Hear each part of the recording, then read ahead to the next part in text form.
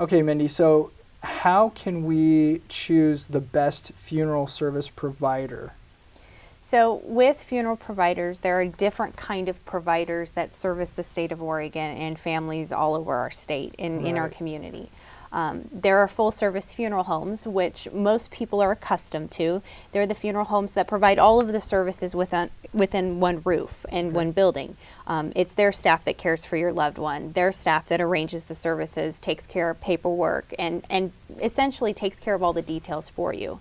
There are other establishments that are lower cost options that are called direct disposition companies.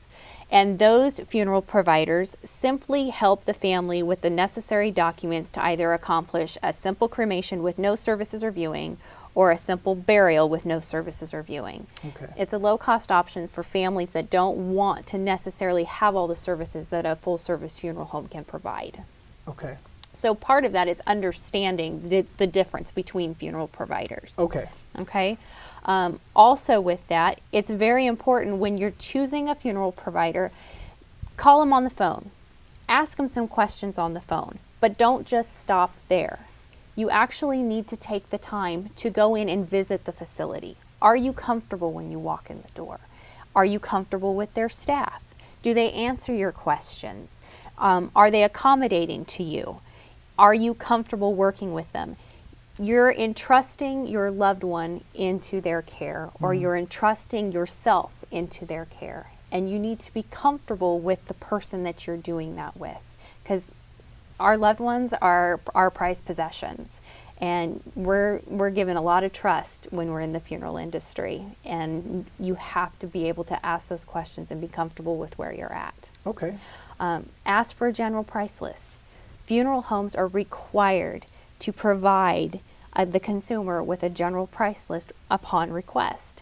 And that's a list of all the prices for every service that they can offer. Some funeral homes have package offerings, different things that they can do, but they are required to give you a general price list. That's great. That would make it really easy to compare and contrast. Absolutely. And ask for a tour of the facilities. Okay. Ask them to show you what they can offer you. Every funeral home is a little different with what they can offer.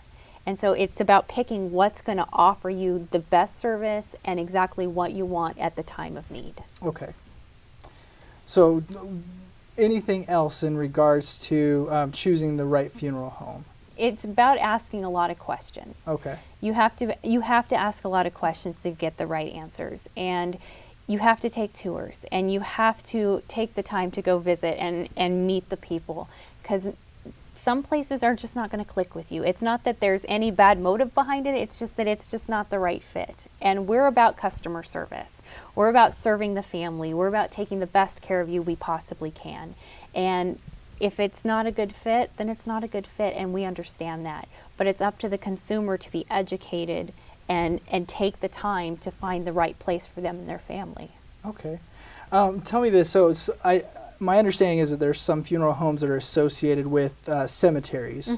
Is there a benefit to using a funeral home that has a cemetery, or that, maybe it's jointly owned?